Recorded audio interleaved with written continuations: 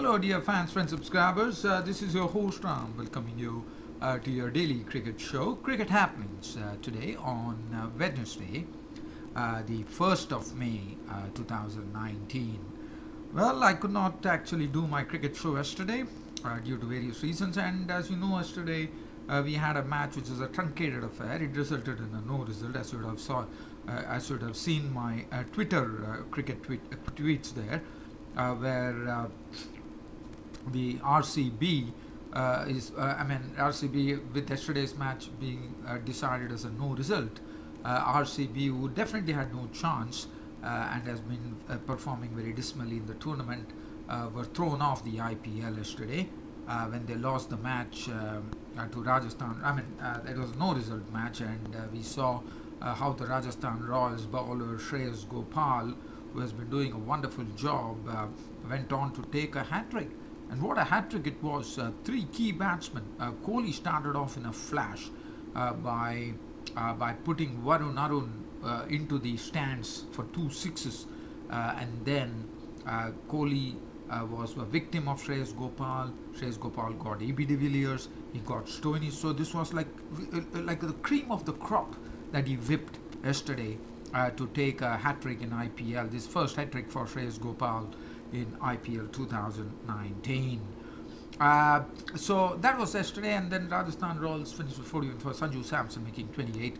So that was basically, it's a no result, as I said, and it resulted in RCB being virtually with no chance now to qualify for the IPL 2019.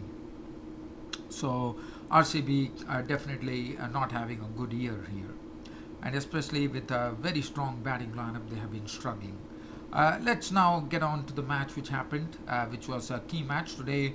The two teams that clashed were the Chennai Superkings and Delhi Capitals, both already qualified for the playoffs in IPL 2019, and it was a wonderful clash.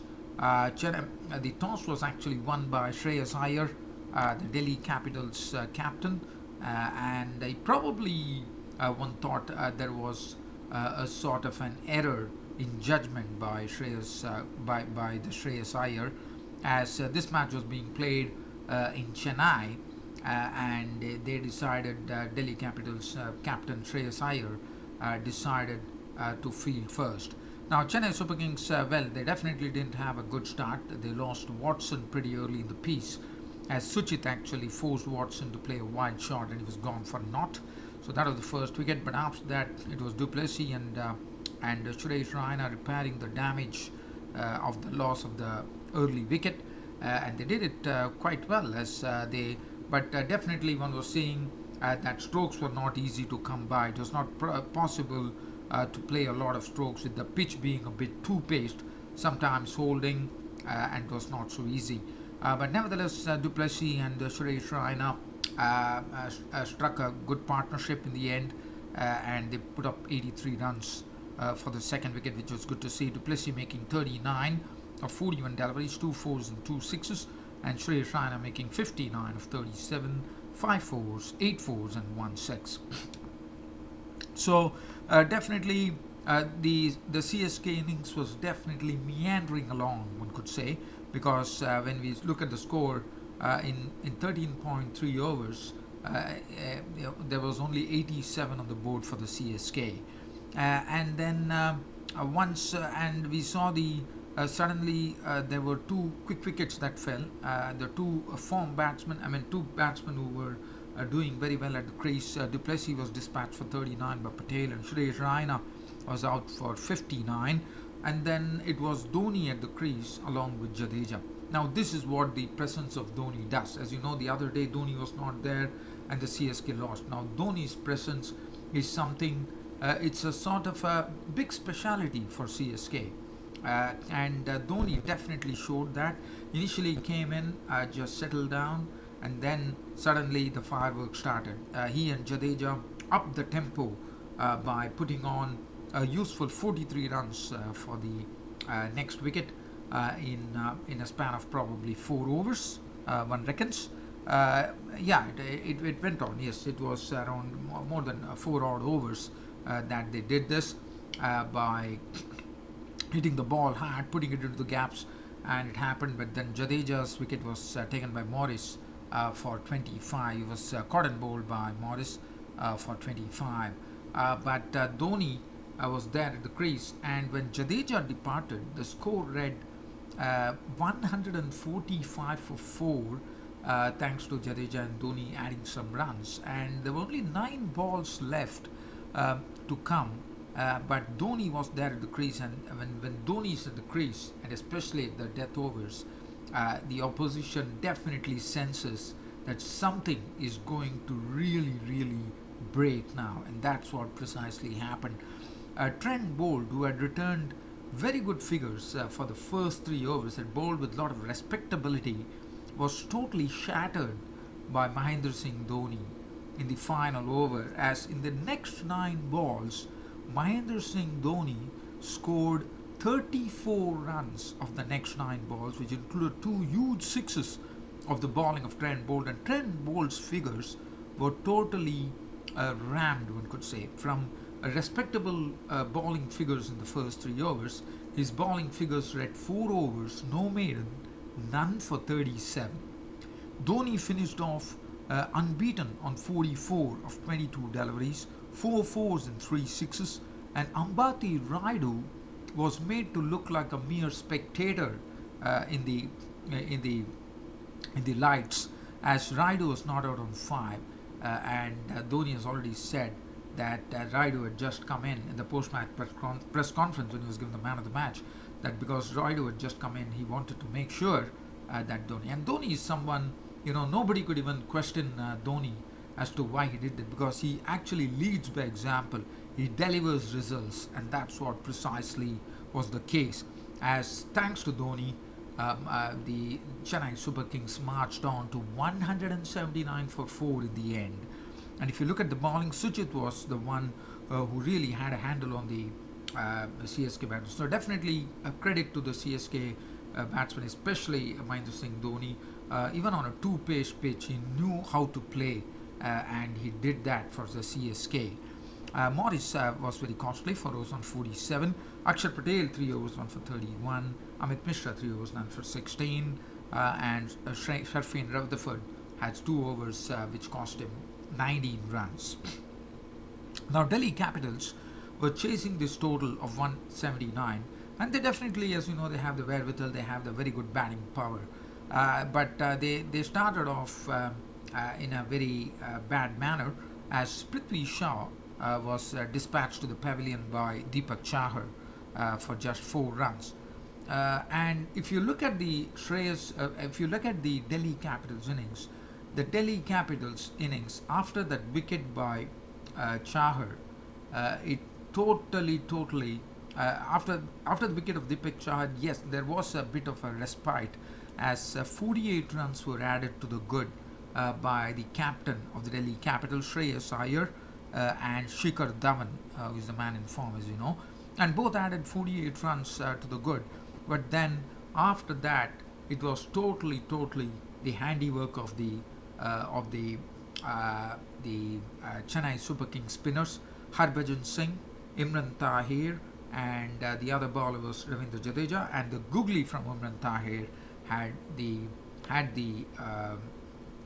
Delhi Capitals totally befuddled. As I said, it was not an easy pitch with 3 spinners, and as I said, and especially at the latter stages of the game. So basically, when the Delhi Capitals were batting, things were becoming much more difficult. So let's see what really happened. So this partnership was going on between Shikhar Dhawan and Shreyas Iyer. It had already added 48 runs, and the first to fall was Shikhar Dhawan. Now Baji was the bowler.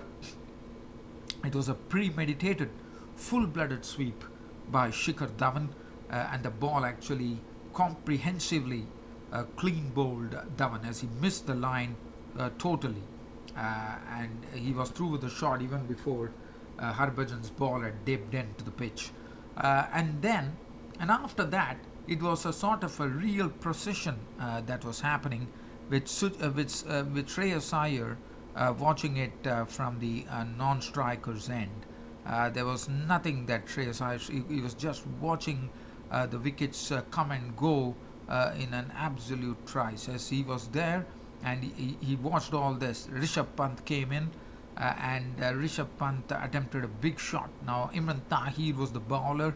The ball was tossed up delivery, and Rishabh Pant is someone who likes to get on with the game.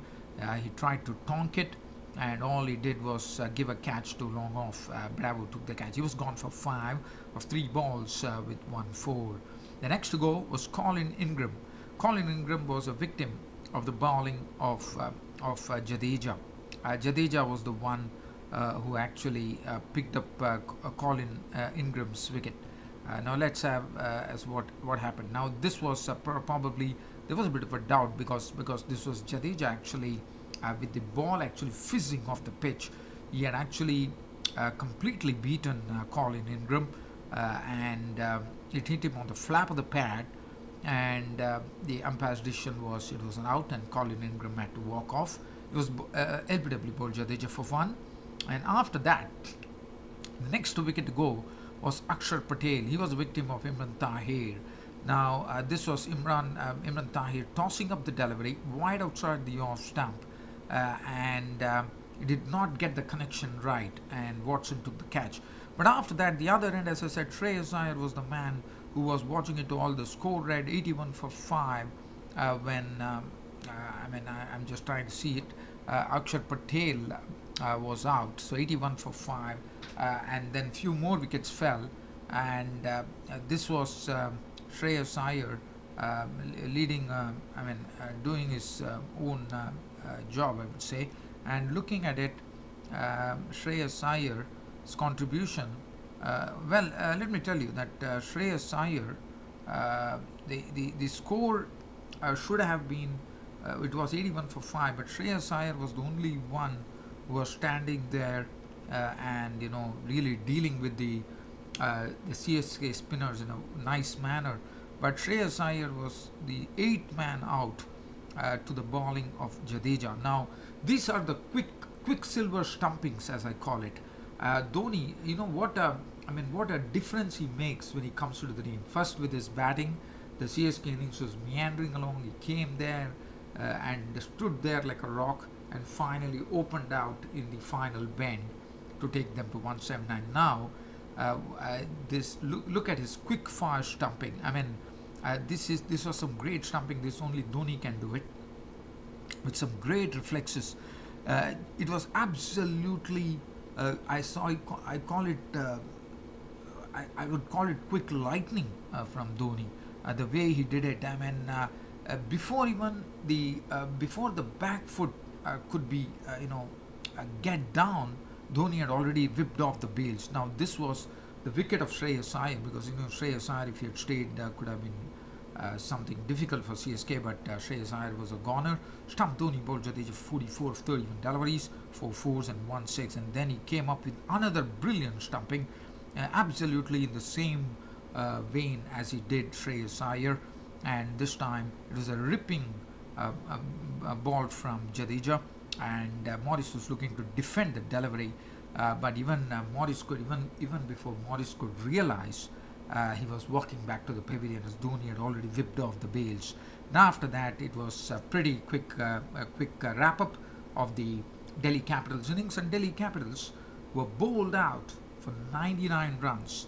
Mishra 8, bowled to Snodder 1, and it was a big victory for the CSK, and it was a victory by 80 runs, and that is really, really super stuff coming in from the CSK. Even though the pitch was too paced, one needed really the skills to stay at this wicket and negotiate the CSK spinners. The CSK spinners were all swarming around the Delhi Capitals. Chahar 3 overs 1 for 32, the only wicket going to pace. Harbhajan Singh 4 overs 1 for 28. Imran Tahir was definitely the pick of the bowlers. 3.2 overs, no made 12 runs and 4 wickets. Jadeja 3 overs, no made 3 for 9, did a wonderful job, and Bravo 3 overs, none for 18. Mahendra Singh Dhoni with his wonderful batting towards the end, and also his quick silver reflexes, getting some lightning stumpings, really took the day on their own for CSK. So that is as far as CSK, and the other match that is coming up is going to be very interesting tomorrow. We are talking about, as you know, Mumbai Indians and Sunrisers Hyderabad are taking on each other in a game where both have to really qualify for the playoffs. So, but Sunrisers, let me tell you, are really crippled because their kingpin batsman David Warner, in absolutely majestic form after coming back, has been really making a sort of a big wave in this IPL 2019 with his consistent scores. Already his partner Barristow is back home in England, and David Warner has already returned to Australia for cricket duties. So now it will be very interesting to see, because for Sunrisers the opening partnership has been a sort of a big feature in their success in this IPL. But tomorrow it will not be, with both the openers gone.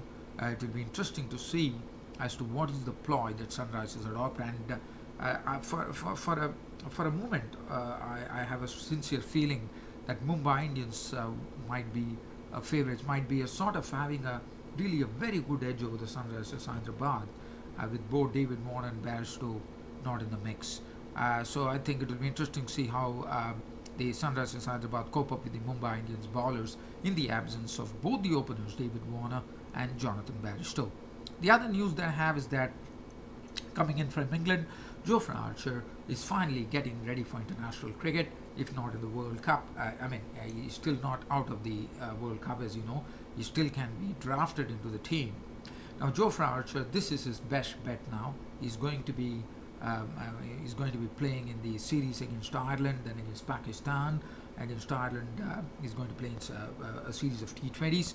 The news, another news which is coming in from England is, as you know, the former a great player from Sri Lanka, Kumar Sangakkara, who has been playing some great cricket for the English county side as well, has been named as the first ever non-British president of the Marylebone Cricket Club. And with knowing Sangakkara, with all his communication skills, his acumen, his cricketing acumen, his business acumen, and also his knowledge about cricket, I think Kumar Sangakkara is someone who is the absolutely right selection for the role of playing the president of the MCC, as we all call it, the famed Marylebone Cricket Club. So definitely good luck to Kumar Sangakkara, and I've been a great admirer of his cricket in his cricket playing days, when he especially used to play that very fluid cover drive of his. And the other thing, the India tour of West Indies would be probably, it was slated to start in July, if I'm not wrong. It is stated, it has been agreed. The Board of Control for Cricket in India had requested the West Indies Cricket Board, and the West Indies Cricket Board has very kindly acceded to the request, now and the 7th edition of CPL has gone to the September 27th, and the tournament, I'm just trying to see, India is going to play 2 tests, 3 ODIs and 3 T20s in the Caribbean, India were meant to go to the Caribbean after the World Cup final in the month of July, but now I reckon it is going to be played in the month of August. In early August, India would be starting the tour of the Caribbean. With all this being said, I think it was a real pleasure for me to bring this cricket show to you. Hope you all loved it, and with it being said, it's time for me to bid you all my dear followers, friends, subscribers of my cricket happenings, either it's on YouTube or on Twitter, a very good night from my studios. Thank you.